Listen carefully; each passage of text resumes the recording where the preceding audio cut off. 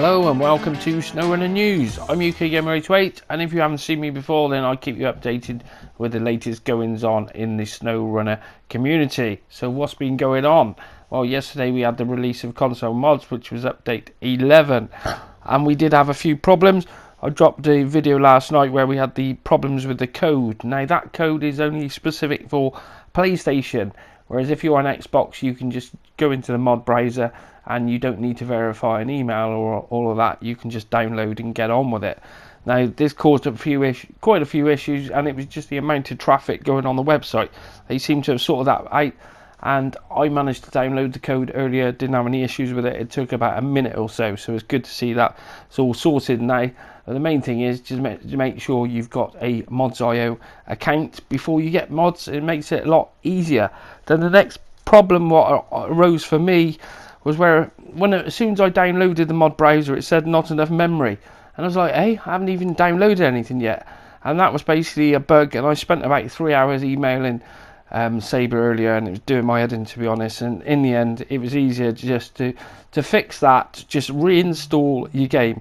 If you delete it, you won't delete your save game obviously, but just delete the game, reinstall it, and it will sort it out straight away. Mine loaded in and I got the Z4266 straight away, whereas that was the problem. It kept saying I haven't got enough memory, and I had like 3,800 3.8 gig, and it was like, well, what's going on? And that is the fix for it. Just reinstall it and it should sort it out. Let me know in the comments if you've had that problem and that's sorted it for you, because I've said to a few people and it seems to have sorted quite a few people's games out.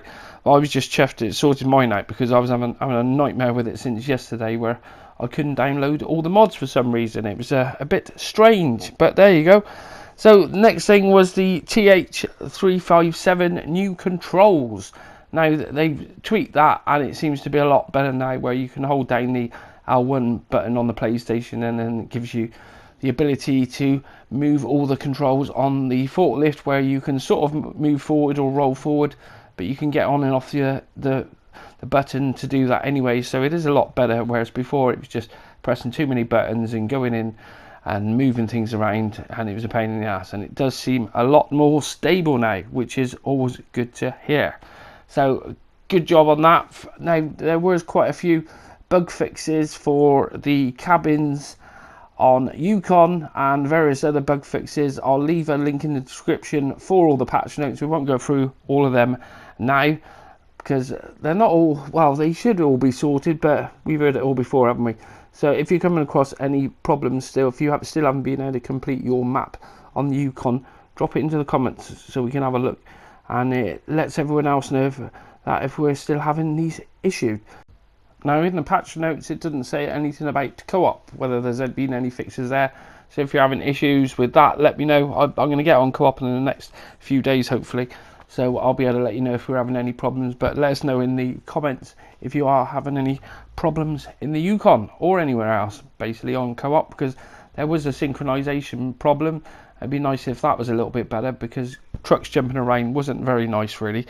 And with the multiplayer as well, it was meant to be that when you're using mods, if you go into a host game, then it should automatically download the mods you need for that game, so then you don't have to worry about going and getting those right mods. That's how it was meant to work. I'm not sure if it does, so that's another thing we got to test, but it is meant to work like that, because Farming Simulator used to be a pain in the ass, where it wouldn't do it automatically. You'd have to match them up, and sometimes it was a pain in the ass, especially if you had lots of mods. So it is meant to do it automatically, which is great. So moving on to console mods, and on the 15th of console mod release, they were saying they had 5,400 downloads. Sorry, 5,000, I said it last time. 5,400,000 downloads of mods. And since console mods, that figure is now on 7,100,000.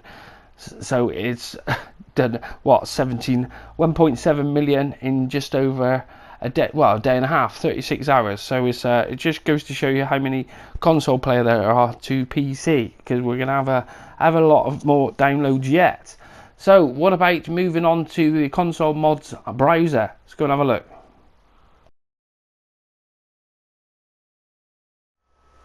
Right, so going over to the Snowrunner mod browser for console mods, we have 37 mods in there today. So Truck Life, now that one disappeared last night and it's came back, and then the IX Heavy Wrecker is back in, but the little IX Wrecker isn't yet, so that should be back in any time now. And then we move on down to the next page and we have the Earth Dog Track, which is out, which is a pretty good little bit of fun to have on that one. And then we move down and we also have the Azov is back. That disappeared last night. I was gutted because I had to reinstall everything on my end and that had disappeared, so that is back in there today, which is cool. It's one of my favourite trucks to have. And also the Z Series Truck Pack is back there, so looking good, because I was a bit concerned the numbers of the mods were dropping and we don't want that.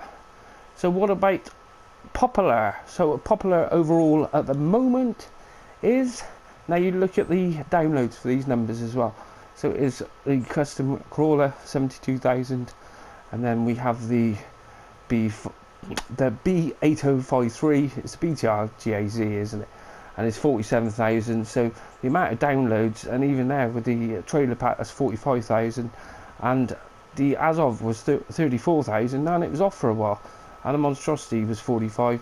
So pretty big numbers overall. These downloads now, when they said the other day it was 5,400,000, and earlier I checked it just before the video and it was what, 7,100,000. So that's the power of console. So that's your lot for today's console mods for Snowrunner. And that's your lot for today's Snowrunner news and mods. Right, so as these mods come out, we're going to go through and keep you updated with all the mods that come out for console, as the list is going to take a while to grow on this. But hopefully we'll get a few more tomorrow, because they are saying it should be every couple of days. So I'm hoping to get a release of new mods tomorrow, hopefully. And we want to be seeing a lot more in there.